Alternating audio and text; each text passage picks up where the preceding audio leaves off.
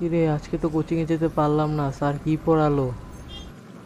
আরে আজকে তো স্যার অনেক নতুন অনেক মজার কিছু পড়িয়েছে। কি পড়ালো একটু বল তো।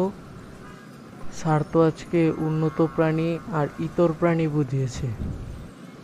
কি? ইতর প্রাণী আর উন্নত প্রাণী, এগুলো আবার কি? আরে বচনে এগুলো আছে। কি বলিস, একটু বুঝিয়ে একটু বল না প্লিজ।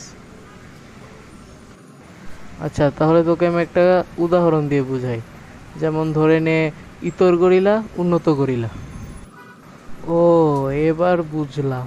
একটা সত্যি কথা বলি, আমাদের দেশে কিন্তু ইতর গরিলাই বেশি, উন্নত গরিলা কিন্তু খুবই কম। কম মানে? আমাদের এখানে উন্নত গরিলা নেই, সব হলো ইতর গরিলা, সব ইত্রামি করে। কথাটা কিন্তু ঠিকই ঠিকই বলেছিস। আচ্ছা, তোকে একটা প্রশ্ন করি। হ্যাঁ কর, অবশ্যই কর। আচ্ছা, তোর সামনে যদি হঠাৎ করে একটা ইতর গরিলা আসে তাহলে তুই কি করবি? সহজ, দৌড় দিব। গরিলা তো তোর থেকে বেশি জোরে দৌড়াতে পারবে, তাহলে এখন কি করবি? তাহলে গাছে উঠবো। গরিলা গাছেও উঠতে পারে, তাহলে মরার অভিনয় করব। দোস্ত, গরিলা কি সিনেমা দেখে নাকি?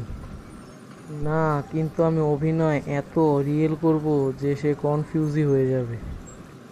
আরে ধুর বেটা, শেষ অপশন তোর দিকে ইশারা আর নাম বলে পালাবো। কেন? যাতে গরিলা তোকে ধরে, আমাকে না।